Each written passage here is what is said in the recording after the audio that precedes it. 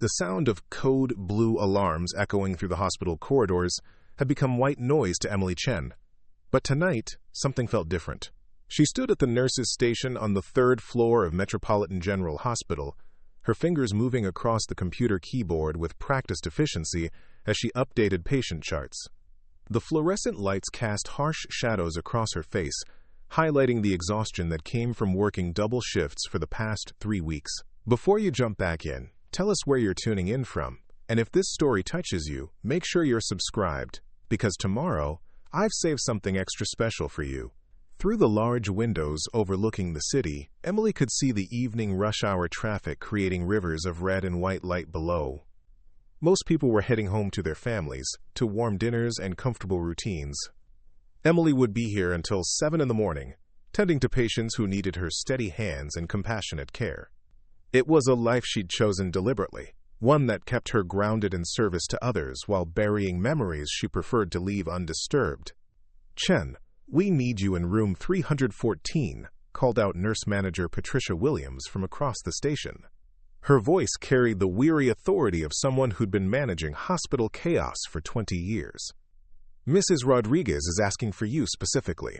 Emily saved her work and headed down the corridor, her soft-soled shoes silent against the polished linoleum floor. Room 314 housed an elderly woman who'd been admitted 3 days ago with complications from diabetes. What made Mrs. Rodriguez special wasn't her medical condition, but the fact that she spoke only Spanish. And Emily was one of the few nurses on the floor who could communicate with her fluently. "¿Cómo está usted esta noche, señora Rodriguez?" Emily asked softly as she entered the room, her voice gentle and reassuring. The elderly woman's face lit up with relief at hearing her native language. Mrs. Rodriguez reached out with trembling hands, grasping Emily's wrist with surprising strength. In rapid Spanish, she began describing pain that the doctors hadn't been able to diagnose properly because of the language barrier.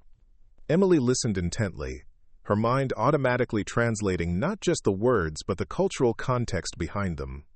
This was more than nursing.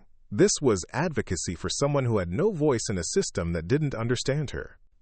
For the next 20 minutes, Emily served as translator, advocate, and caregiver. She adjusted Mrs. Rodriguez's medications, repositioned her for comfort, and most importantly, held her hand while explaining in clear Spanish exactly what the doctors were doing to help her. By the time Emily left the room, the elderly woman was sleeping peacefully for the first time since her admission. "You're amazing with her," said Jennifer Walsh, a newer nurse who'd been watching from the doorway. Jennifer was fresh out of nursing school, eager and compassionate, but still learning how to navigate the complex emotional landscape of hospital care. "How did you learn to speak Spanish so fluently?" Emily paused at the question, her mind automatically cataloging the safest answer. The truth was complicated, involving years spent in Central America under circumstances she couldn't discuss.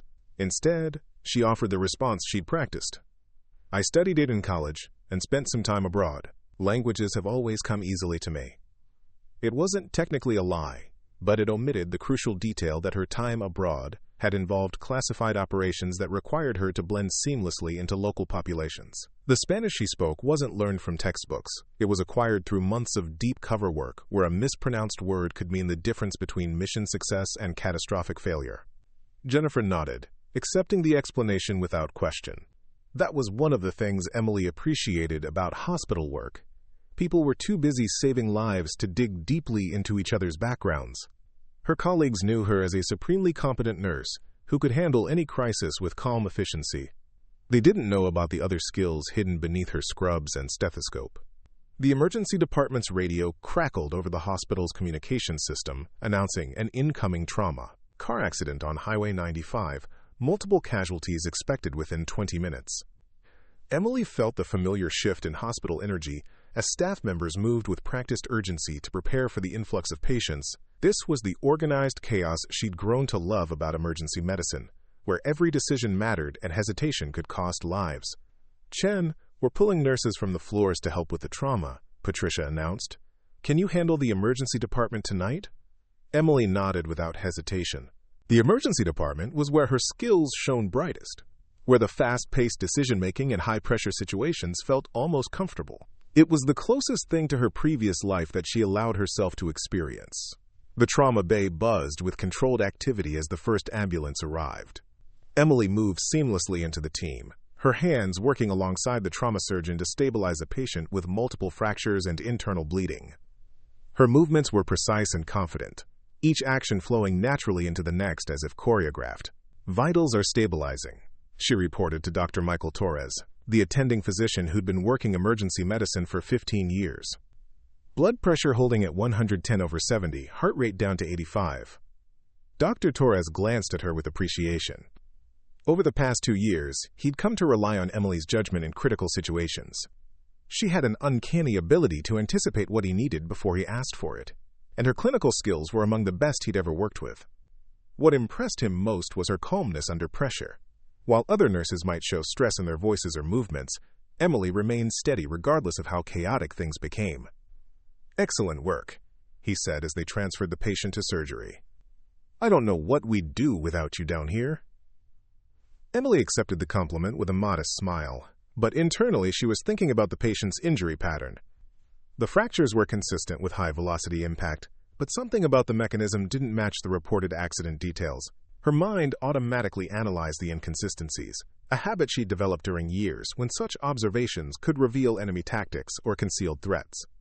She pushed those thoughts aside, reminding herself that she was a nurse now, not an operator analyzing intelligence data. The patient was stable and heading to surgery. That was what mattered. The second ambulance brought a family of 4, including 2 children who were crying but alert. Emily immediately took charge of the younger child, a 6-year-old girl with a broken arm and multiple lacerations.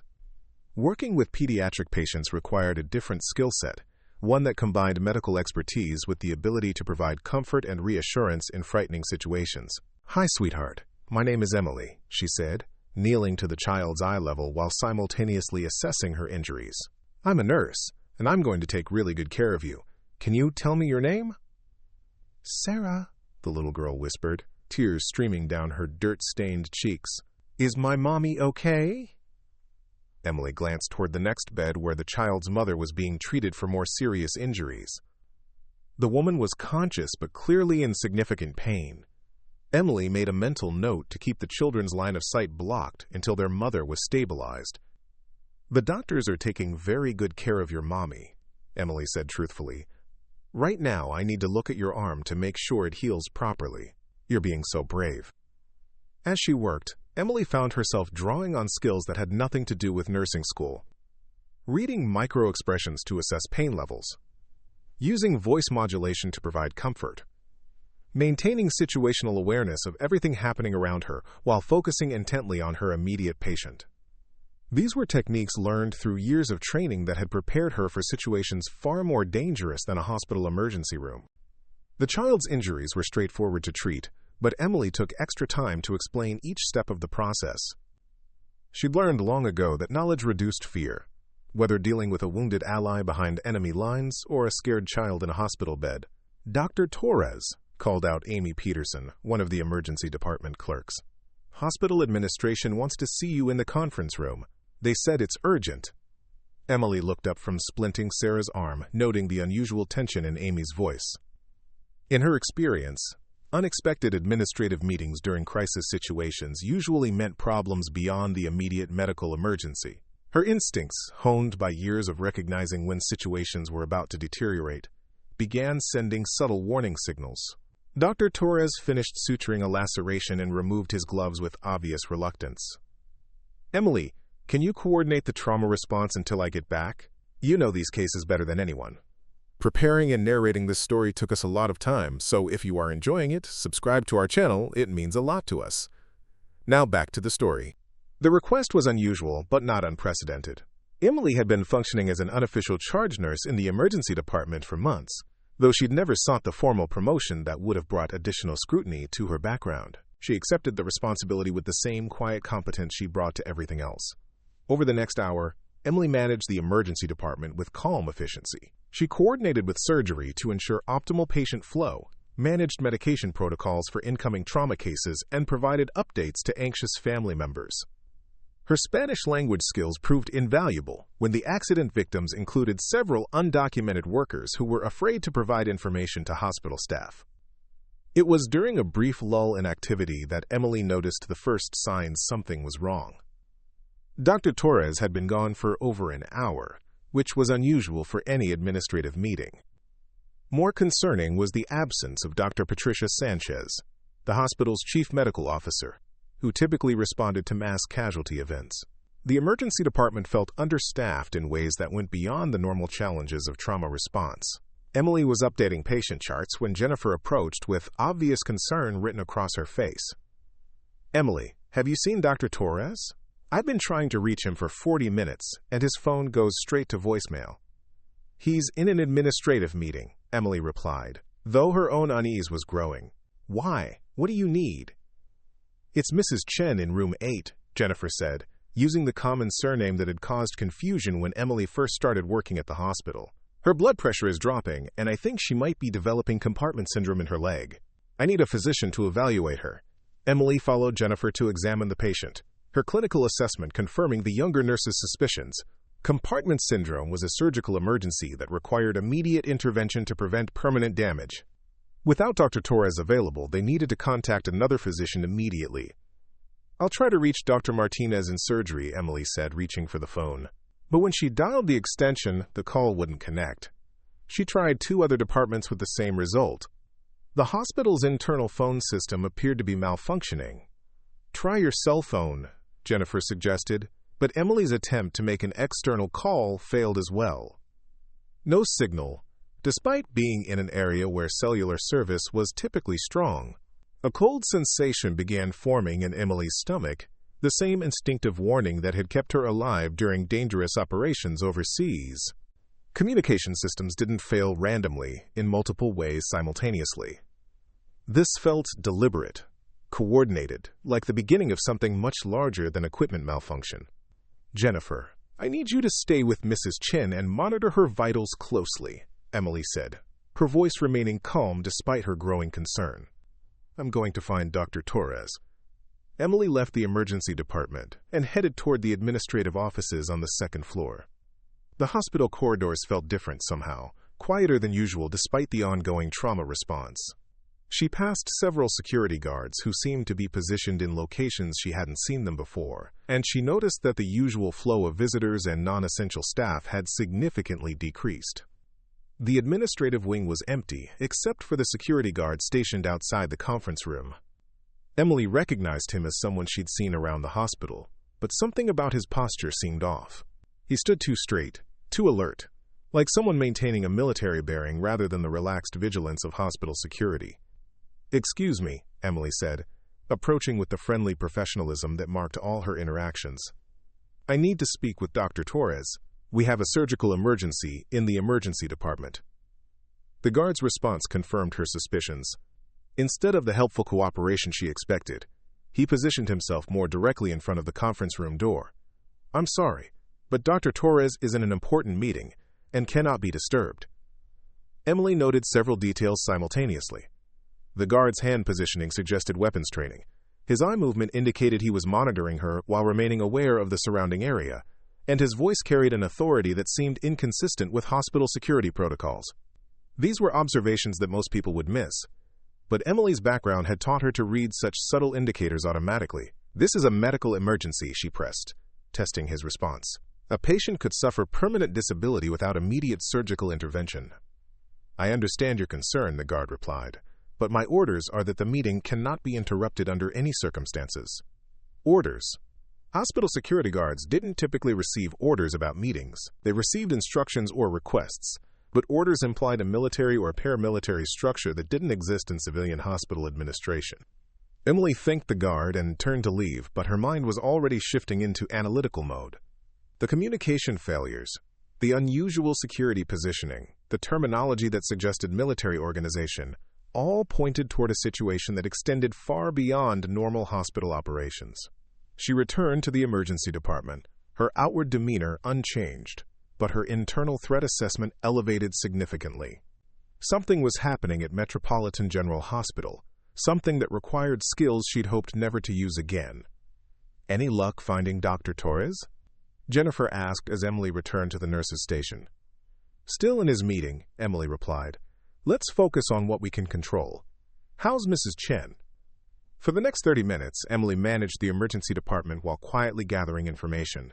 She noted which staff members were present, which exits remained accessible, and how the unusual security positioning might affect patient evacuation if necessary.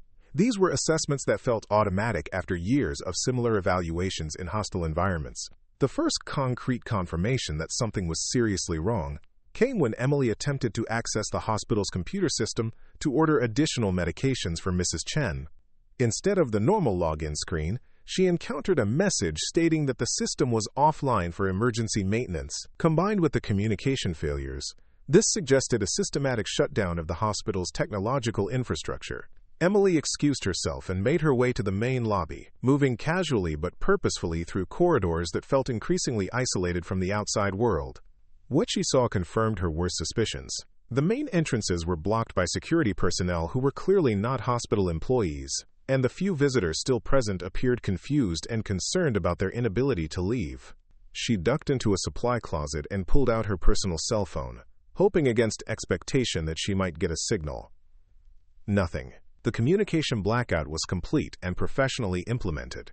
For the first time in 3 years, Emily Chen allowed herself to think like the Special Forces operative she used to be. Someone had taken control of Metropolitan General Hospital, cutting off all communication with the outside world and effectively trapping everyone inside. The staff didn't realize it yet because the takeover had been subtle and gradual, designed to look like equipment failures and administrative decisions rather than a coordinated operation. Emily closed her eyes and forced herself to confront the reality she'd been avoiding. Her carefully constructed life as a dedicated nurse was about to collide with skills and experiences she'd tried to leave behind. The hospital was under siege, and she might be the only person present who had the training to recognize what was happening and potentially do something about it. She thought about Mrs. Rodriguez sleeping peacefully in room 314, about little Sarah with her broken arm, about the dozens of patients and staff members who had no idea they were now prisoners in their own workplace.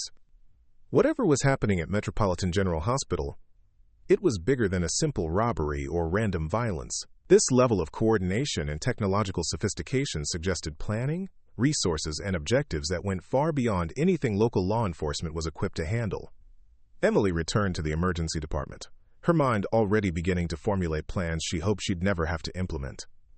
She was a nurse now, dedicated to healing and helping others, but before that she'd been something else entirely. Someone trained to operate in exactly these kinds of situations, where normal rules no longer applied, and survival depended on skills most people couldn't imagine needing. The question was whether Emily Chen the nurse could coexist with the operative she used to be, or whether saving the people she'd grown to care about would require her to become someone she'd tried very hard to forget. As she entered the trauma bay where Jennifer was still monitoring Mrs. Chen, Emily made a decision that would change everything. She would continue being a nurse for as long as possible, but she would also begin preparing for the possibility that being a nurse wouldn't be enough. The sound of elevator doors closing echoed through the hospital corridors, but Emily noticed that the elevator appeared to be moving to floors that weren't accessible to hospital staff. Someone was using the building's infrastructure in ways that suggested intimate knowledge of its layout and systems. "Emily," Jennifer called softly, her voice tight with concern. "Mrs. Chen's compartment pressure is getting worse. We really need a surgeon." Emily approached the patient, her clinical assessment confirming that they were running out of time. The woman's leg was developing the telltale signs of tissue death that would require amputation if not addressed within the next hour. This was exactly the kind of medical emergency that couldn't wait for whatever was happening in the administrative offices to resolve itself. "I'm going to find help," Emily told Jennifer. "Keep monitoring her vitals and document everything. If her condition deteriorates further, we may need to consider emergency procedures." Emily left the emergency department again, but this time her movement through the hospital was different. Instead of walking directly to her destination, she took a circuitous route that allowed her to observe security positions, identify potential weapons or defensive positions, and map escape routes that might be necessary if the situation deteriorated further. What she discovered was both more sophisticated and more concerning than she'd initially suspected. The hospital was definitely under some form of coordinated control, but it was being managed in a way that maintained the appearance of normal operations. Most staff members seemed unaware that anything unusual was happening, which suggested that whoever was responsible wanted to avoid panic or resistance for as long as possible. Emily found herself thinking about the techniques she'd learned for operating in denied territory, where the local population might be friendly, hostile, or simply unaware of the larger strategic situation. The key was to gather information while maintaining operational security, avoiding actions that might compromise your position or alert adversaries to your capabilities. She was examining the security positioning near the main lobby when she heard voices speaking in what sounded like a foreign language. Emily moved closer, using her Spanish language skills and the fragments of other languages she'd picked up during her years overseas.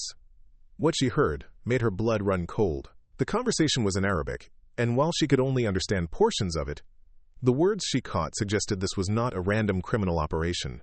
References to the schedule, primary objectives, and acceptable casualties indicated a level of planning and purpose that transformed this from a local crisis into something with potentially national implications. Emily retreated to a supply closet and allowed herself 3 minutes to process what she'd learned. Metropolitan General Hospital was under the control of organized operatives with specific objectives and professional-level operational security. They were maintaining the illusion of normal hospital function while systematically isolating the facility from outside communication and control.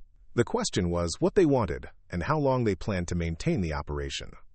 Emily's experience suggested that situations like this typically involved either hostage-taking for political purposes, theft of valuable materials or information, or the hospital's use as a base for larger operations. None of these possibilities boded well for the patients and staff who were now trapped inside.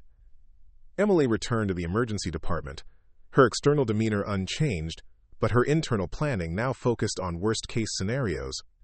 She began mentally cataloging resources that might be useful in an emergency: medical supplies that could serve dual purposes, potential weapons, defensive positions, and escape routes that could be used to evacuate vulnerable patients. "Emily, thank goodness you're back," Jennifer said as she approached Mrs. Chen's bed. "Her condition is definitely getting worse. I think we're looking at permanent damage if we don't do something soon." Emily examined the patient, her mind splitting between immediate medical concerns and longer-term strategic planning. Mrs. Chen needed surgery within the next 30 minutes, but finding a surgeon meant navigating whatever was happening in the administrative areas of the hospital. "Jennifer, I need you to prepare Mrs. Chen for emergency surgery," Emily said. "Set up the trauma bay with a full surgical kit and get her prepped for anesthesia." "But Emily, we can't perform surgery without a physician present." "The liability issues alone. Sometimes we have to make decisions based on what's best for the patient, rather than what's best for hospital policy," Emily interrupted gently. "Mrs. Chen is going to lose her leg if we don't act, and I'd rather explain unauthorized surgery than explain why we let someone suffer permanent disability because we couldn't find a doctor." Jennifer looked uncertain, but began following Emily's instructions. Emily knew she was asking the younger nurse to violate protocols and potentially jeopardize her career, but she also knew that the normal rules might not apply much longer. Emily left Jennifer to prepare the patient and made her way toward the surgical suites, hoping to find a physician who could handle Mrs. Chen's case. What she found instead was another piece of the puzzle that was forming around the hospital's unusual situation. The surgical wing was eerily quiet, with none of the usual activity that characterized a major hospital. The operating rooms appeared to be empty, and the surgical staff who should have been available for emergency cases were nowhere to be found. Either they'd been dismissed, evacuated, or relocated somewhere else in the building. Emily was examining the surgical schedule posted outside the operating rooms when she heard footsteps approaching. She turned to see a man in surgical scrubs whom she didn't recognize, walking with the purposeful stride of someone who belonged there. "Excuse me," Emily said, approaching with her usual professional demeanor. "I'm Emily Chen from the emergency department. We have a patient who needs immediate surgery for compartment syndrome." The man's response was immediate and wrong in several ways. Instead of asking about the patient's condition or offering to help, he questioned why Emily was in the surgical wing and whether she had authorization to be there. His accent was slight but detectable, and his knowledge of hospital protocols seemed superficial, despite his apparent medical training. Emily engaged him in conversation long enough to confirm her suspicions. This was not a Metropolitan General Hospital staff member, despite his scrubs and confident manner. His questions revealed unfamiliarity with the hospital's specific procedures, and his responses to her medical terminology suggested training that was competent but not specialized in the way she'd expect from a surgeon. She excused herself and returned to the emergency department, her understanding of the situation becoming clearer and more concerning. The hospital wasn't just under surveillance or control. It was being actively operated by people who were replacing key staff members with their own personnel. This suggested a level of planning and resources that indicated state-level sponsorship or highly sophisticated criminal organization. Emily found Jennifer still preparing Mrs. Chen for surgery, her movements efficient despite the obvious stress of working without physician oversight. The patient's condition had continued to deteriorate, and Emily realized they were approaching a decision point that would define how she responded to the larger crisis developing around them. "Jennifer," Emily said quietly, "I need you to listen carefully to what I'm about to tell you. I don't think Dr. Torres or the other physicians are available because something unusual is happening in the hospital. We may be on our own for the next few hours." Jennifer looked up from her preparations, confusion and concern evident in her expression. "What do you mean something unusual? What kind of something?" Emily chose her words carefully, balancing the need to prepare Jennifer for what might be coming while avoiding panic that could compromise their ability to help patients. "I think there may be some kind of security situation developing. I can't reach any of the attending physicians. The communication systems are down, and there are people in the building who don't seem to be regular hospital staff. Should we call the police?" Jennifer asked, though even as she said it, she seemed to realize the futility of the suggestion given the communication blackout. "I don't think we can call anyone right now," Emily replied. "Which means we need to focus on taking care of our patients and being prepared for whatever happens next." Emily looked down at Mrs. Chen, whose leg was showing increasingly severe signs of compartment syndrome. In a normal situation, this would be a straightforward surgical case with excellent prognosis if treated promptly. But nothing about their current situation was normal, and Emily was facing a decision that would reveal capabilities she'd hidden for 3 years. She had the surgical skills necessary to save Mrs. Chen's leg. Her Special Forces medical training had included advanced trauma surgery, and she'd performed similar procedures under field conditions far more challenging than a well-equipped hospital trauma bay. But using those skills would raise questions about her background that she'd spent years avoiding. Emily looked at Jennifer, then at Mrs. Chen, then at the surgical instruments laid out on the instrument tray. Sometimes being a nurse meant making decisions that went beyond normal nursing protocols. Sometimes it meant risking your own security to ensure your patients received the care they needed. "Jennifer," Emily said, her voice calm and confident, "I'm going to perform the surgery to save Mrs. Chen's leg. I need you to assist me, and I need you to trust that I know what I'm doing." Jennifer's eyes widened as Emily moved with sudden authority toward the surgical instruments. The transformation was subtle but unmistakable, like watching someone shed a carefully maintained disguise. Emily's posture straightened, her movements became more precise, and her voice carried a confidence that seemed to fill the trauma bay. "Emily, you can't be serious," Jennifer whispered, glancing nervously toward the entrance of the emergency department. "You're not a surgeon. If anyone finds out, Mrs. Chen will lose her leg if we wait any longer." Emily interrupted, her hands already moving through the surgical preparation with practiced efficiency. "I've seen compartment syndrome before, and I know how to treat it. The question is whether you trust me enough to help." Jennifer watched in amazement as Emily transformed the trauma bay into an impromptu operating room. Every movement seemed choreographed, from the way she arranged the surgical instruments to how she positioned the overhead lights for optimal visibility. This wasn't the careful competence of a skilled nurse. This was the fluid expertise of someone who'd performed surgery under pressure many times before. "Where did you learn to do this?" Jennifer asked, but Emily was already focused on the patient, her attention completely absorbed by the medical challenge in front of her. Emily administered local anesthesia with precision that spoke of extensive experience, then made the initial incision with steady hands that showed no trace of nervousness. The compartment syndrome was more advanced than she'd hoped, but still within the window for successful intervention. As she worked, muscle memory took over, bringing back skills she'd used in field hospitals and combat zones, where surgical perfection meant the difference between life and death. "Jennifer, I need you to monitor Mrs. Chen's vitals and hand me instruments when I ask for them," Emily said, her voice maintaining the calm authority she'd developed during years of high-pressure medical situations. "Can you handle that?"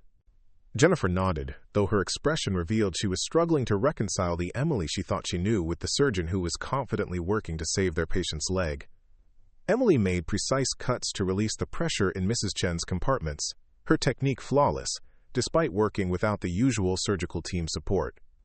As Emily worked, her mind remained partially focused on the larger situation developing around them. The surgical procedure required most of her attention, but she continued monitoring sounds from the corridor, changes in the hospital's ambient noise level, and anything that might indicate the security situation was evolving.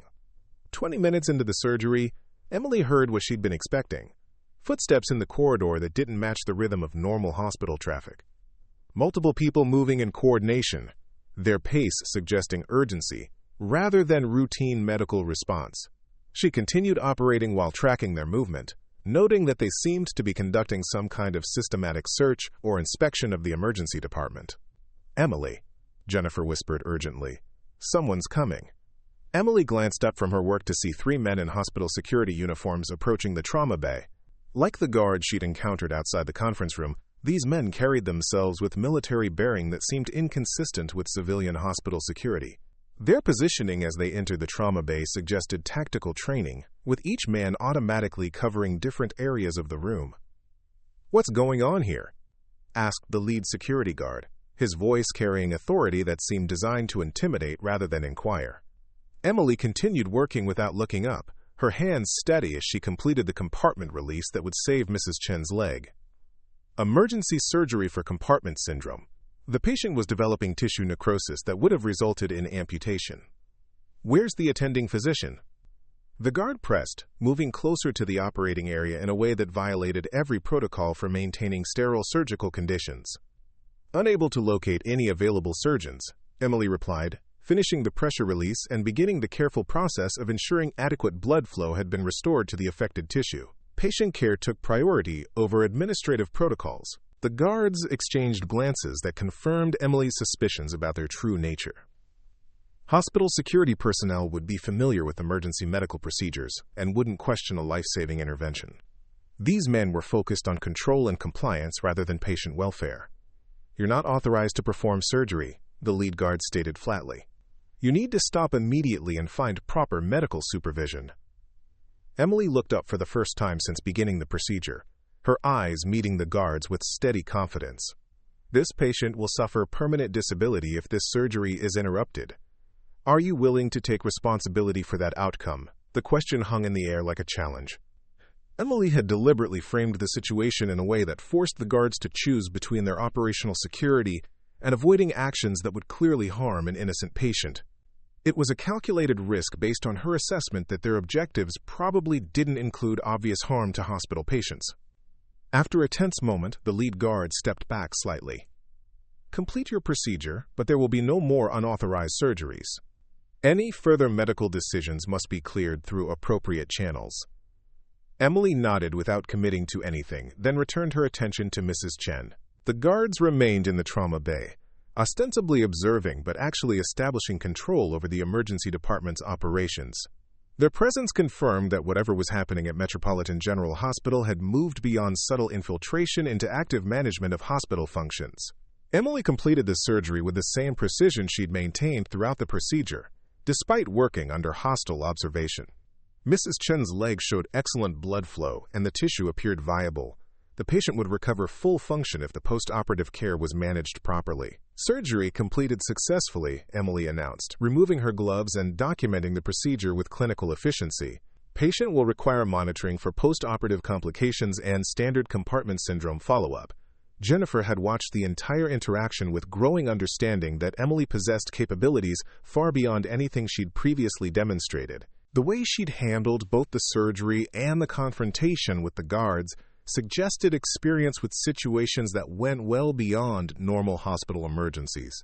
As the guards left the trauma bay, Emily and Jennifer worked together to transfer Mrs. Chen to a recovery area. The patient was stable and showing good responses, but Emily knew their problems were just beginning. The guards' intervention had established that the emergency department was now under direct supervision, which would severely limit their ability to provide independent patient care. "Emily," Jennifer said quietly as they completed Mrs. Chen's post-operative setup, "who are you really?" Emily paused in her documentation, considering how much truth she could safely share.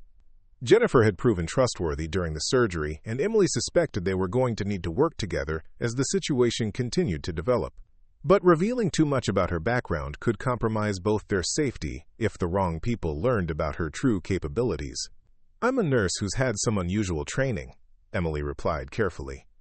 "Right now, what matters is that we take care of our patients and stay alert to what's happening around us."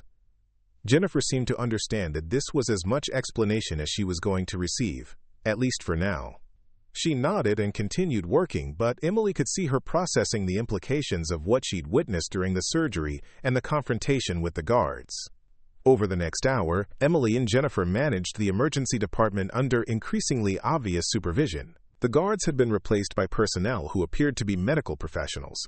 But Emily's trained eye caught details that revealed their true nature. Their medical knowledge was competent but not specialized. Their familiarity with hospital protocols was superficial, and their primary focus seemed to be on controlling information and access, rather than providing patient care. Emily used this time to conduct a more systematic assessment of their situation. By carefully observing the movement of personnel throughout the hospital, she began to understand the scope and organization of whatever operation was taking place. The hospital had been systematically infiltrated and was now being operated by an unknown group with sophisticated capabilities and clear objectives.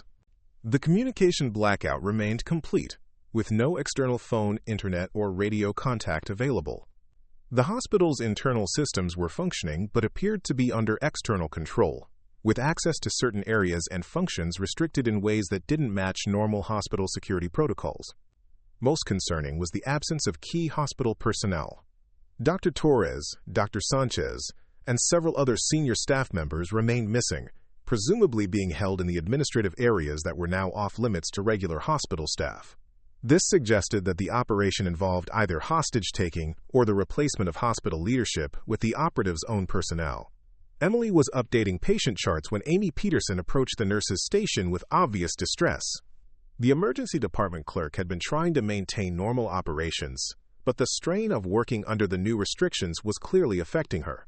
"Emily, I've been trying to process the trauma patient's insurance information, but the computer system won't let me access the normal databases," Amy said, her voice tight with frustration. "And when I tried to call the insurance companies directly, all the phones just give me busy signals." "Don't worry about the insurance processing right now," Emily replied. "Focus on documenting patient care and maintaining our medical records. The administrative issues can be resolved later." Amy nodded but continued to look troubled. "There's something else. I tried to call my husband to let him know I'd be working late, but my cell phone isn't getting any signal. Is yours working?" Emily checked her phone, confirming what she already knew. "No signal. Must be some kind of interference or equipment problem. I'm sure it will be resolved soon." The lie came easily, but Emily could see that Amy wasn't entirely convinced. Hospital staff were beginning to notice the accumulation of small problems that individually might seem like equipment failures, but collectively suggested something more systematic. Emily was considering how to manage the growing awareness among the staff when she heard commotion from the waiting area. Raised voices and sounds of distress indicated that patients' families were becoming concerned about their inability to contact the outside world or receive information about their loved ones. She made her way to the waiting area to find about 20 people in various states of anxiety and frustration. Family members who'd been waiting for hours without updates, visitors who couldn't reach anyone by phone, and patients who'd been brought in by ambulance and were now concerned about contacting their families. "Excuse me," said Maria Santos, an elderly woman whose husband had been admitted earlier in the evening. "I've been trying to call my daughter for 3 hours to tell her about her father's accident, but the phones aren't working. When will they be fixed?" Emily found herself in the position of having to provide reassurance while managing information that could create panic if shared incorrectly. The waiting room full of anxious family members represented a potential source of unrest that could complicate an already dangerous situation. "We're experiencing some technical difficulties with our communication systems," Emily said, addressing the group with calm authority. "The hospital's maintenance staff is working to resolve the problems as quickly as possible. In the meantime, all patients are receiving excellent care, and we'll make sure you're kept informed about their conditions." "But I need to call my work," protested James Mitchell, a middle-aged man whose wife was being treated for injuries from the earlier car accident. "I was supposed to be at an important meeting 3 hours ago. My boss is probably furious." Emily understood that normal life concerns couldn't simply be dismissed, even in the middle of what appeared to be a coordinated attack on the hospital. These people had lives and responsibilities that existed beyond the current crisis, and their growing frustration could become a problem if not managed carefully. "I understand your concerns," Emily replied. "Unfortunately, the communication problems are affecting the entire area, not just the hospital. We're doing everything we can to restore normal services." It was another lie, but one designed to provide temporary stability while she figured out how to handle the larger situation. Emily noticed that 2 of the security guards were now positioned in the waiting area, ostensibly to help manage crowd control, but actually to monitor and contain any potential unrest. Emily returned to the emergency department, her mind working through the tactical implications of what she'd observed. The hospital was now effectively a closed environment, with no external communication and restricted internal movement. The operational security was professional and systematic, suggesting military or intelligence-level planning and execution. What she still didn't understand was the objective. Hospital takeovers typically involved either hostage situations designed to create political pressure, theft of valuable medical supplies or equipment, or the use of medical facilities for treating wounded operatives. But this operation seemed too sophisticated and resource-intensive for simple criminal purposes. Emily was reviewing patient charts when Jennifer approached with news that provided another piece of the puzzle. "Emily, I just talked to Lisa from the ICU. She says they've been told that the hospital is under quarantine because of a suspected infectious disease outbreak." The cover story was clever and would explain many of the restrictions that staff and patients were experiencing. A quarantine would justify the communication blackout, the restriction of movement, and the presence of additional security personnel. It would also discourage people from trying to leave the hospital, or from expecting normal outside contact. "Did she say what kind of infectious disease?" Emily asked, though she suspected the details would be vague enough to avoid medical scrutiny. "Something about a possible bioterrorism incident," Jennifer replied. "They're saying that everyone in the hospital has been exposed and needs to remain in isolation until test results come back." Emily nodded, appreciating the operational sophistication of whoever was running this operation. A bioterrorism quarantine would justify almost any restriction or unusual procedure, and it would create a sense of shared threat that might reduce resistance to the new protocols. But it also suggested that the operation was designed to maintain control of the hospital for an extended period, possibly days rather than hours. This wasn't a quick in-and-out mission. It was a sustained operation with objectives that required time to accomplish.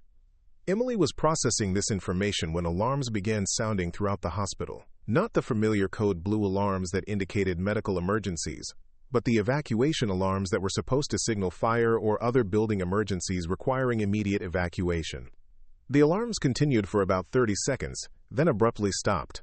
Over the hospital's public address system, a voice that Emily didn't recognize made an announcement that confirmed her worst fears about their situation. "Attention all hospital personnel and visitors.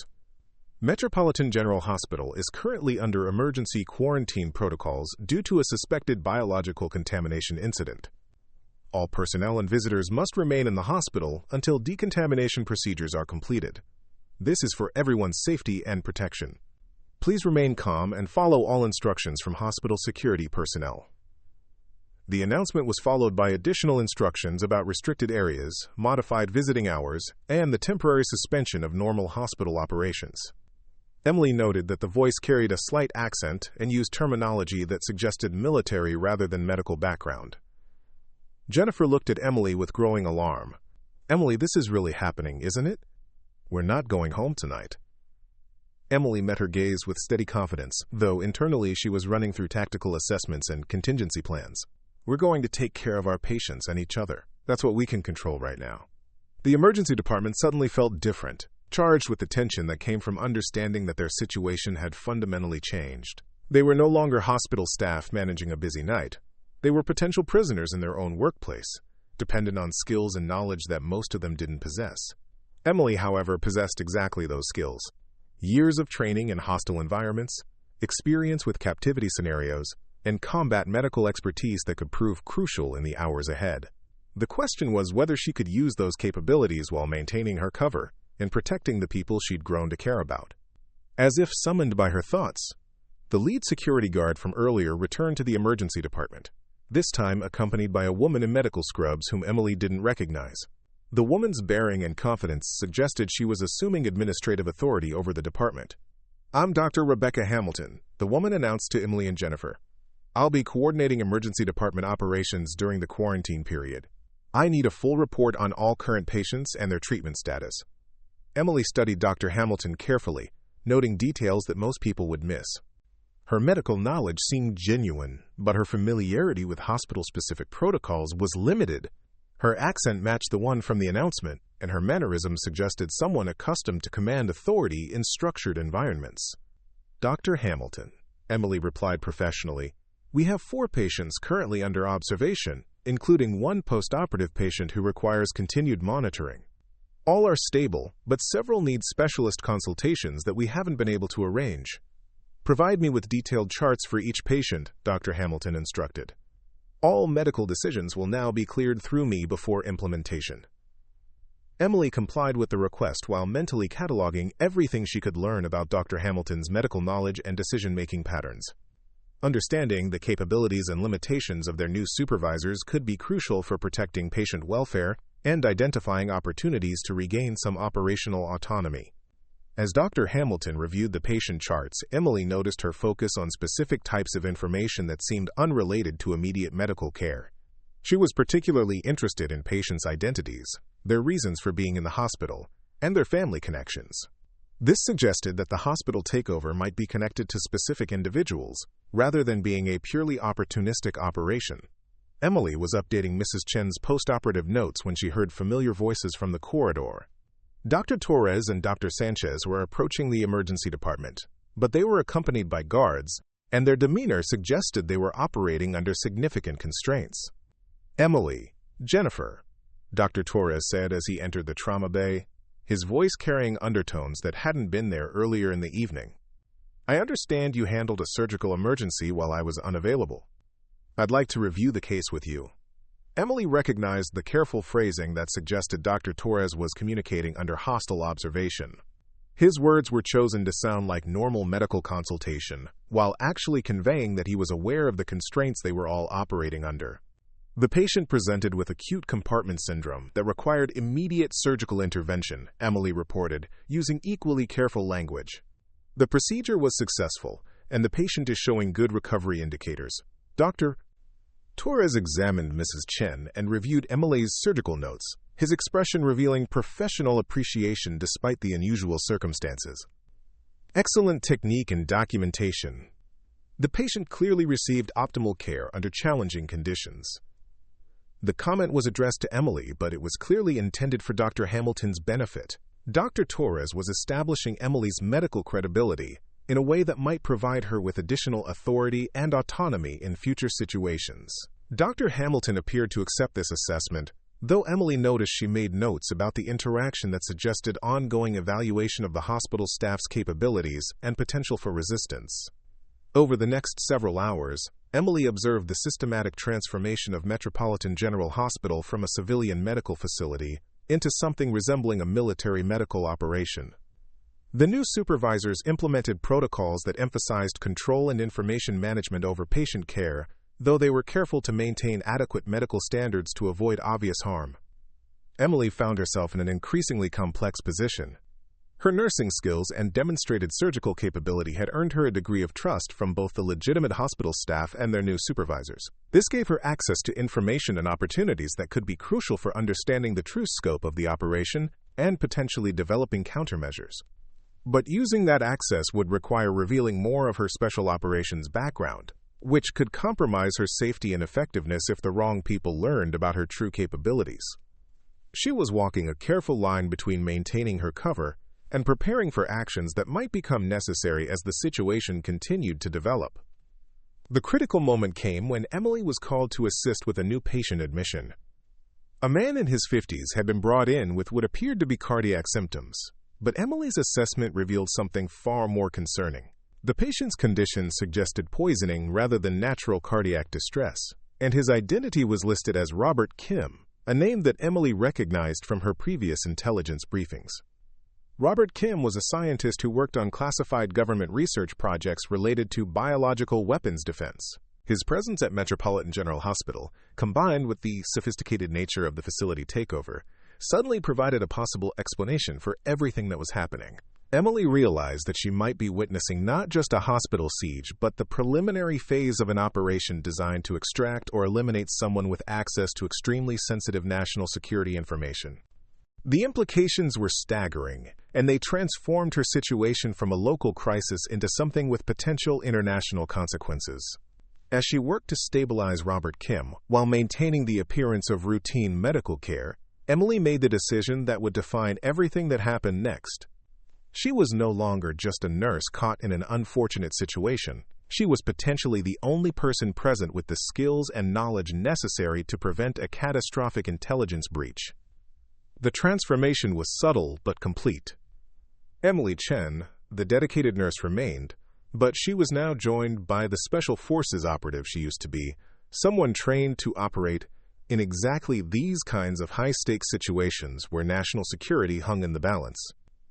The hospital siege had become something far more dangerous than anyone realized, and Emily was the only person who understood what was really at stake. Emily's hands moved with practiced precision as she administered the antidote for what she strongly suspected was ricin poisoning, though she couldn't voice that diagnosis without revealing knowledge that no civilian nurse should possess. Robert Kim's vital signs were deteriorating rapidly, and she had perhaps 20 minutes to counteract the toxin before permanent organ damage became irreversible. The irony wasn't lost on her that she was using skills acquired during classified training to save a man who probably held secrets that could reshape global security dynamics. Emily had encountered ricin poisoning twice during her Special Forces career, both times in situations where enemy agents had attempted to eliminate high-value targets through seemingly natural medical emergencies. "Dr. Hamilton," Emily called out, her voice maintaining the professional calm that had served her well throughout the crisis. "Mr. Kim is showing signs of severe systemic toxicity. I recommend immediate aggressive supportive care and a full toxicology panel." "Doctor," Hamilton approached the bed, her expression revealing more interest than Emily would have expected from a routine case of cardiac distress. "What specific indicators are you observing, Nurse Chen?" Emily rattled off the clinical signs she'd noted, carefully omitting the pattern recognition that had led her to identify the specific poison involved. Rapid onset of cardiac arrhythmias combined with gastrointestinal distress and neurological symptoms suggests exposure to a biological toxin rather than standard cardiac pathology. "Interesting assessment," Dr. Hamilton replied, though her tone suggested she already knew more about Mr. Kim's condition than she was revealing. "Continue supportive care and monitor closely. I'll arrange for additional testing." Emily nodded while internally noting that Dr. Hamilton's response confirmed her suspicions about the true nature of the hospital takeover.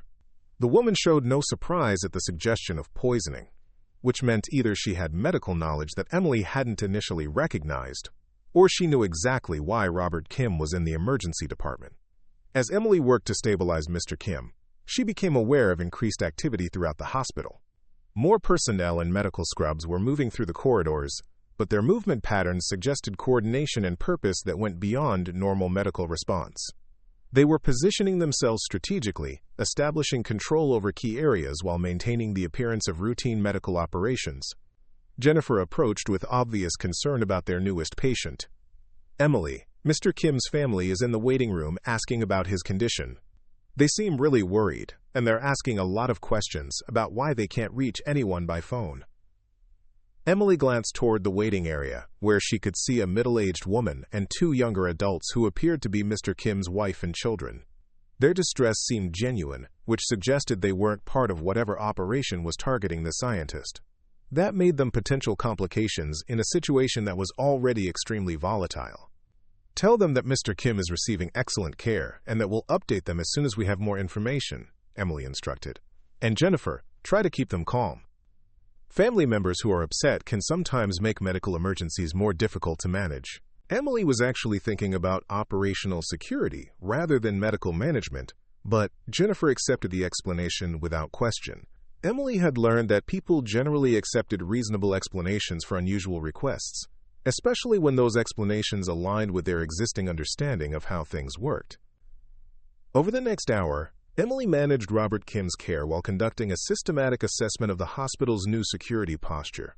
What she discovered was both impressive and deeply concerning. The facility had been transformed into a controlled environment with professional-level operational security, but the objectives remained unclear. The communication blackout was complete and sophisticated, involving not just jamming of cellular signals, but apparently the physical disconnection of landline infrastructure. The hospital's computer systems were functional but clearly under external control, with access to certain databases and communication functions completely restricted. Most significantly, Emily noticed that the new personnel weren't just replacing hospital staff, they were systematically documenting everything happening within the facility.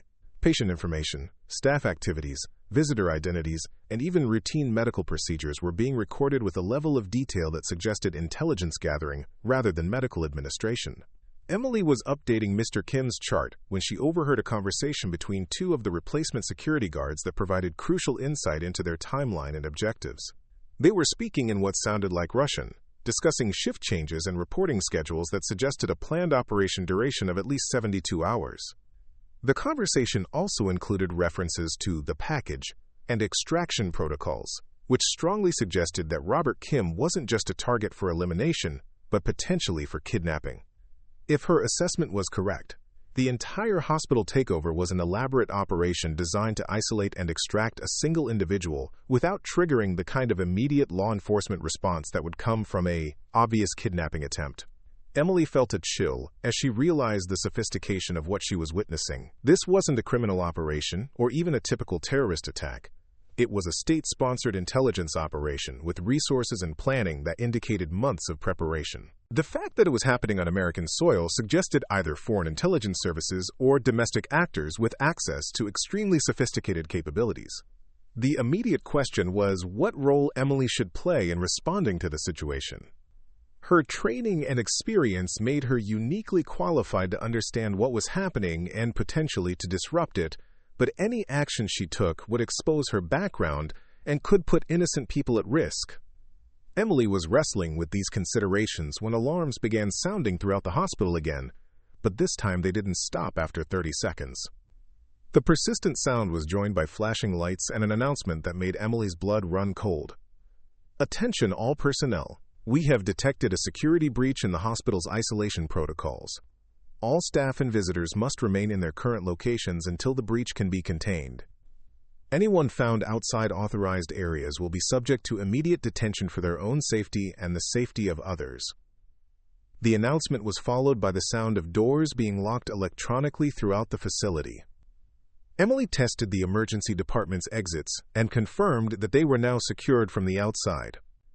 The hospital had been transformed from a controlled environment into an actual prison, with everyone inside effectively trapped until the operation was completed. Emily looked around the emergency department at the staff and patients who had no idea they were now hostages in an international intelligence operation. Jennifer was trying to comfort a patient's family member who was becoming increasingly agitated about the restrictions. Amy was attempting to maintain normal administrative functions despite the obvious breakdown of normal hospital operations. Dr. Torres was examining patients while clearly struggling with constraints that prevented him from providing optimal care. These were good people who dedicated their lives to helping others, and they were now pawns in a game they couldn't understand or influence. Emily realized that her decision about whether to reveal her capabilities had been made for her.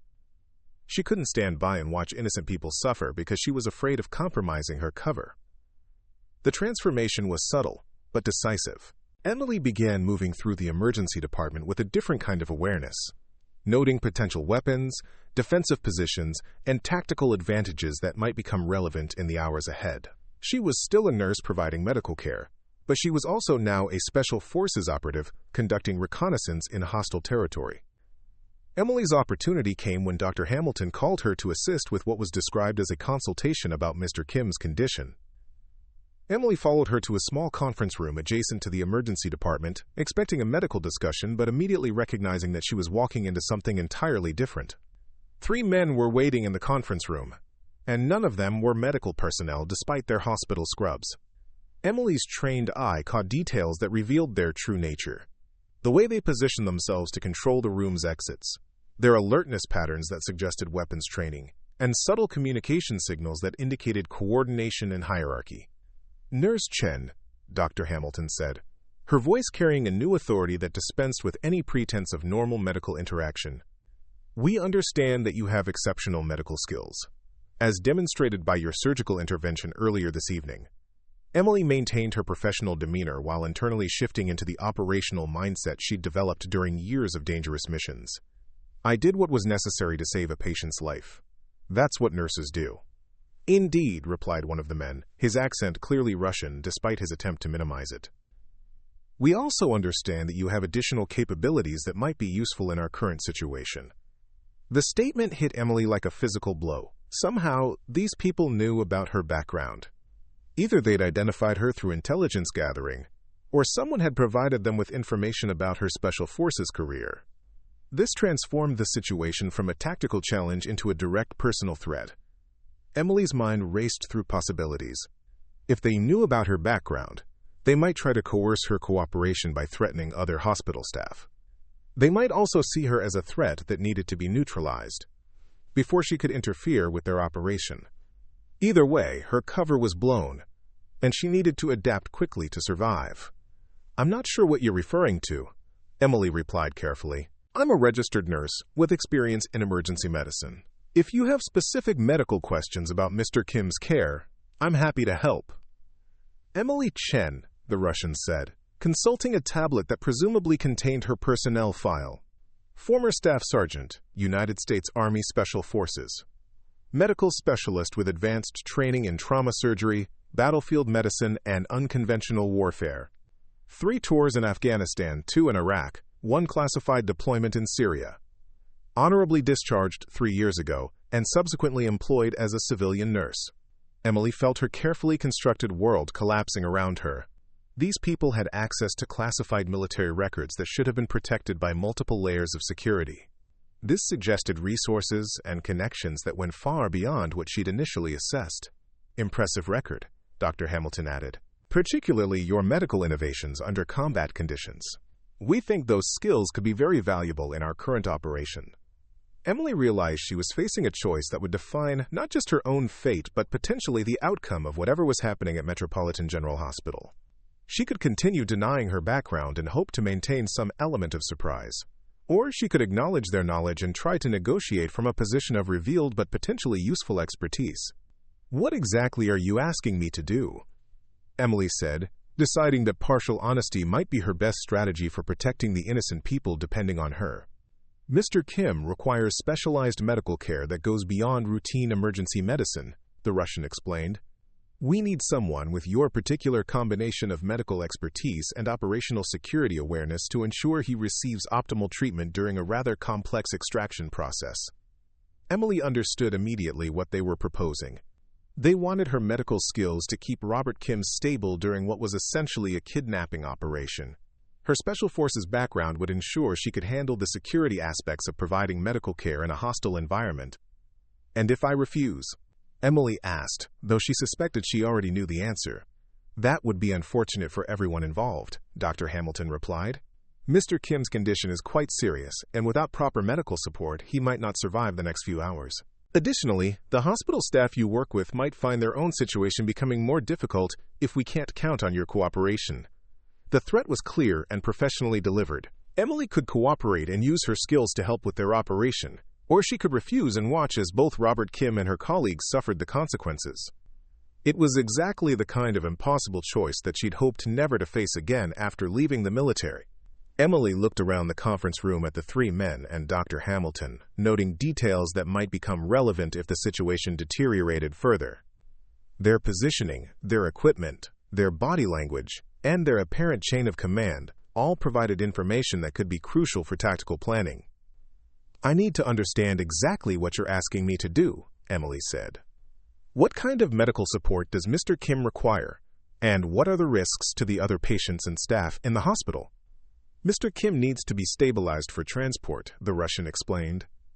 "He's been exposed to a biological agent that requires ongoing medical intervention. Your job would be to provide that intervention during a complex movement operation that will take place over the next 12 hours.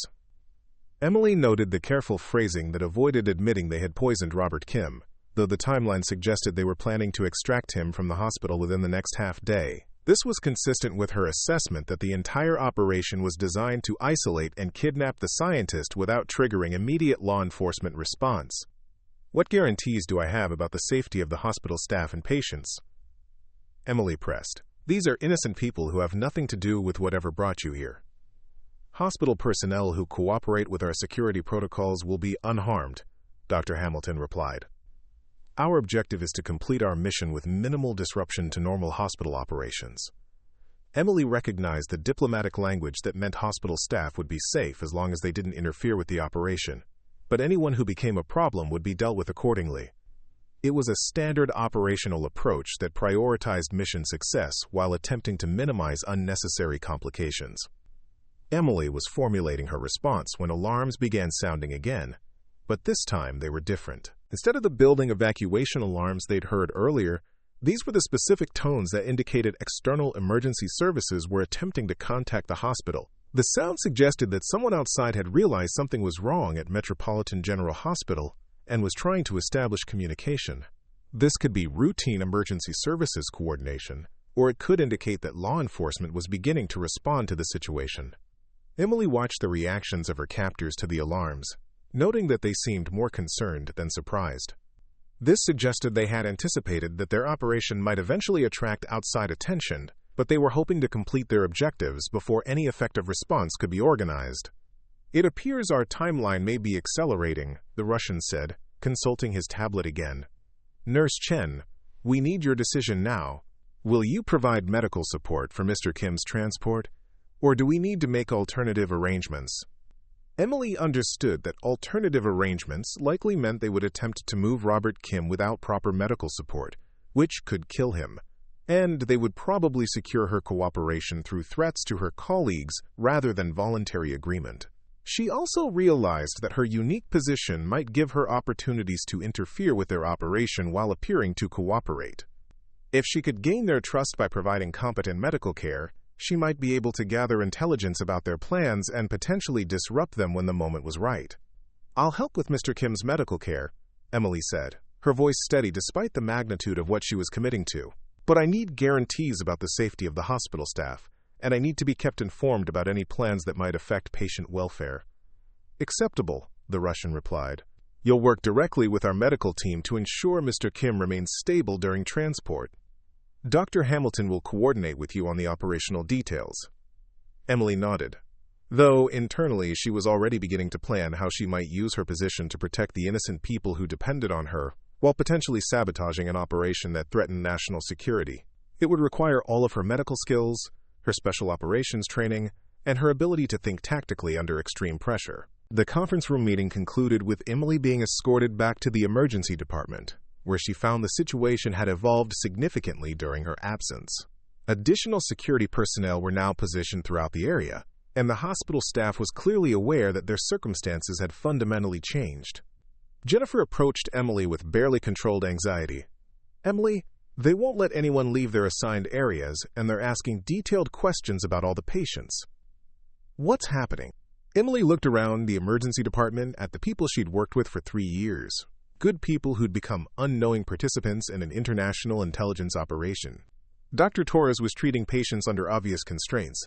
Amy was attempting to maintain records while being monitored by armed guards, and patients' family members were becoming increasingly agitated about the restrictions and lack of information. We're dealing with a very serious security situation, Emily replied, choosing her words carefully. The most important thing we can do is continue providing excellent patient care and follow the instructions we're given. People's lives depend on all of us staying calm and professional. It was advice that applied as much to Emily's own situation as to her colleagues.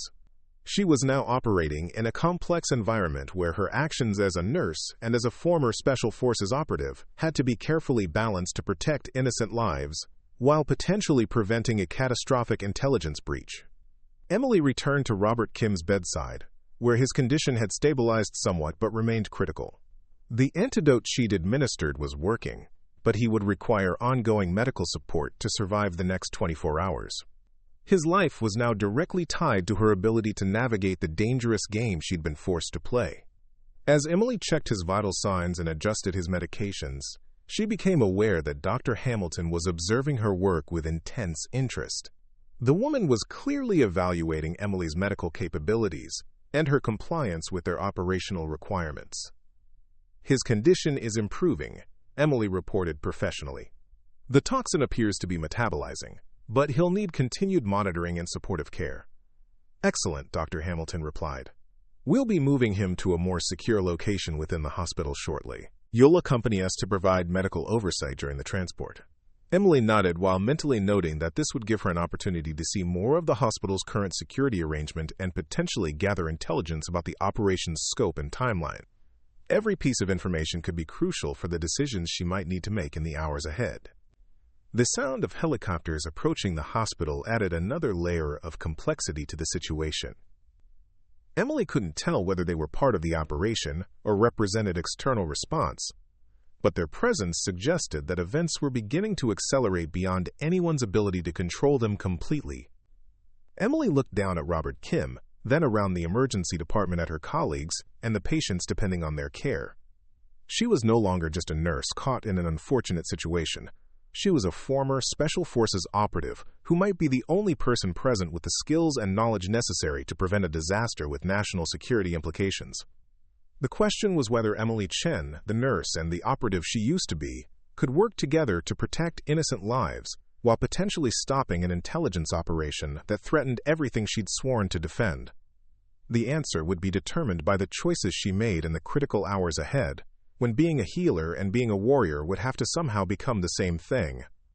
The transport gurney rolled down the corridor, with Emily maintaining the facade of dutiful medical compliance while her mind calculated distances, weapon positions, and escape routes.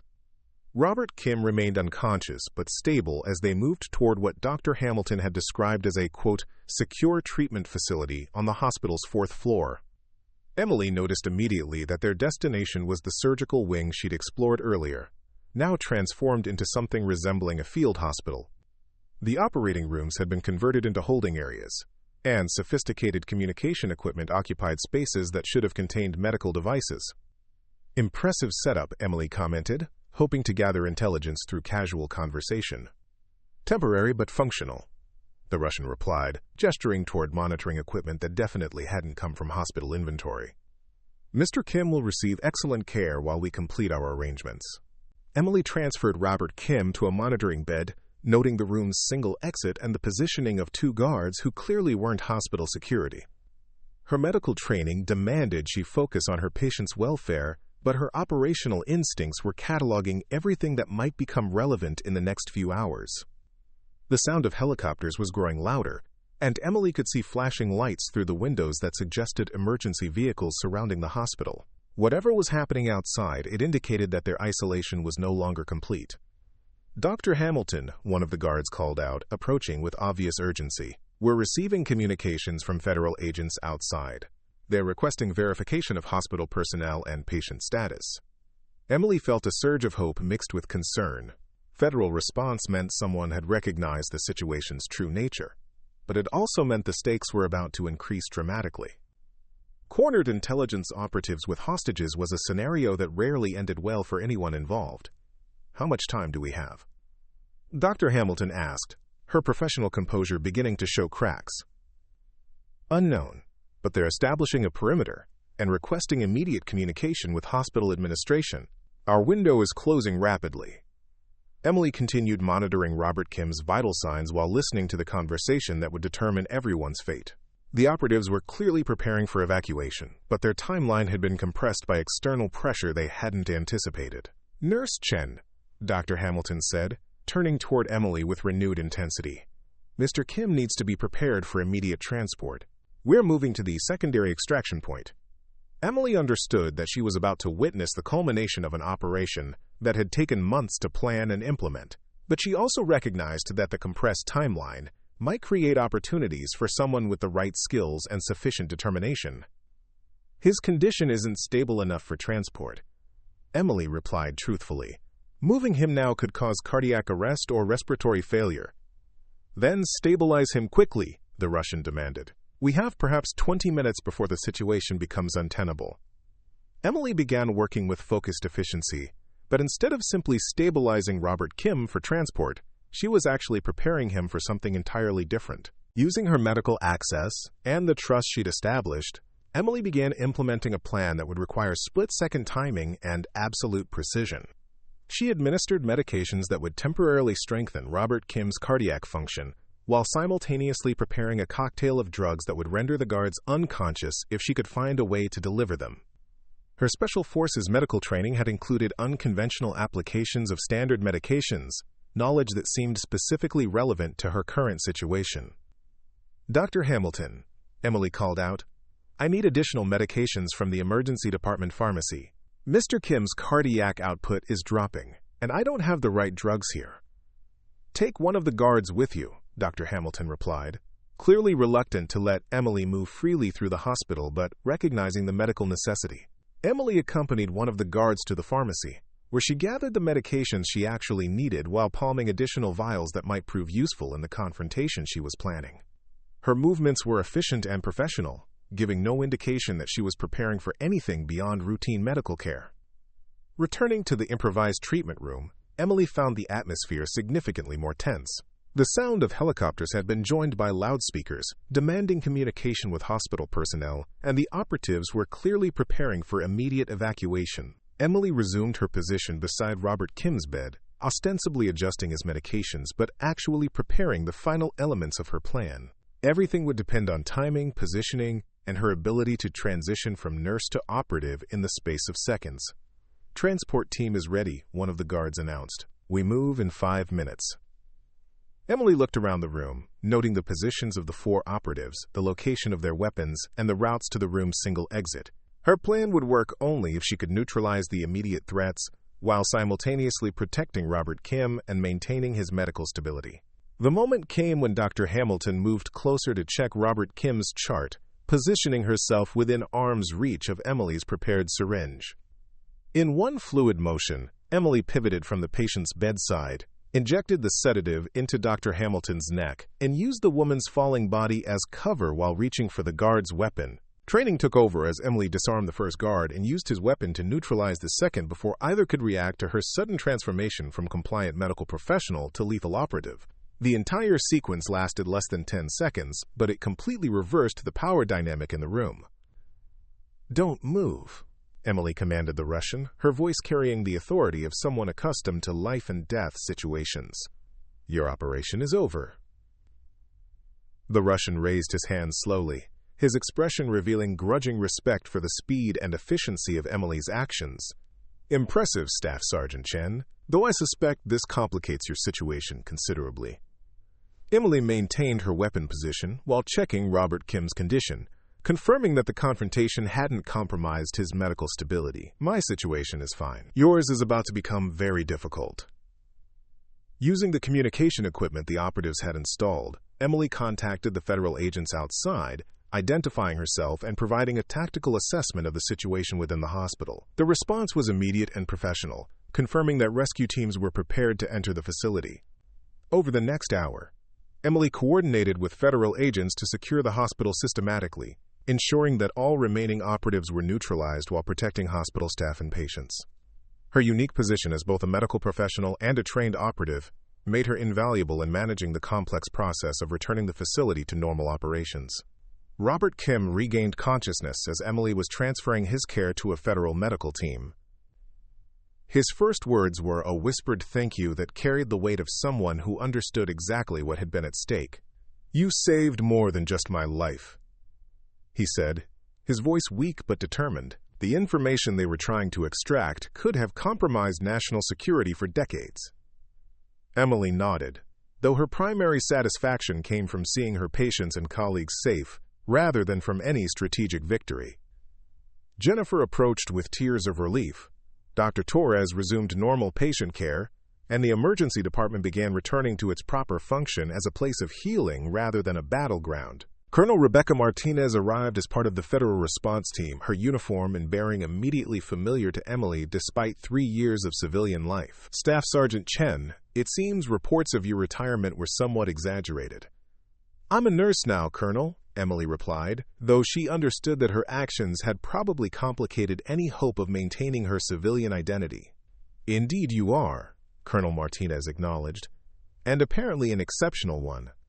The question is whether you might consider applying those exceptional skills in a more official capacity.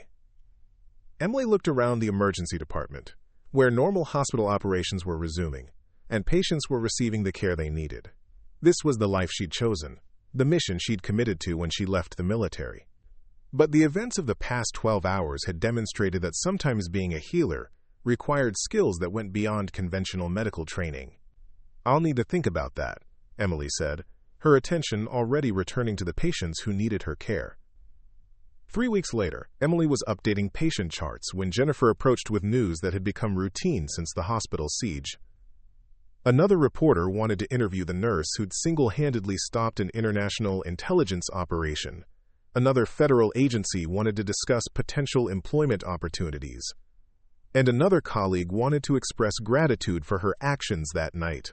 Emily declined the interview, as she had all the others, and returned to her work. The recognition was gratifying, but what mattered most was that Mrs. Rodriguez was recovering well from her diabetes complications, that little Sarah's broken arm was healing perfectly, and that Robert Kim had returned to his important work protecting national security. The hospital administration had offered Emily promotion to any position she wanted, but she'd requested to remain in the emergency department where she felt most useful.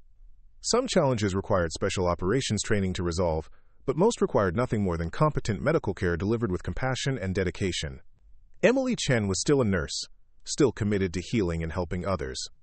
But she was also proof that sometimes the most important battles were fought by people who seemed ordinary until circumstances revealed their extraordinary capabilities. The sound of ambulances approaching the hospital announced another trauma case incoming, and Emily prepared to do what she did best: save lives with steady hands, sharp skills, and the absolute determination that some things were worth fighting for. She was exactly where she belonged, doing exactly what she was meant to do, ready for whatever challenges might come through those emergency department doors. Up next, you've got 2 more standout stories right on your screen. If this one hit the mark, you won't want to pass these up. Just click and check them out.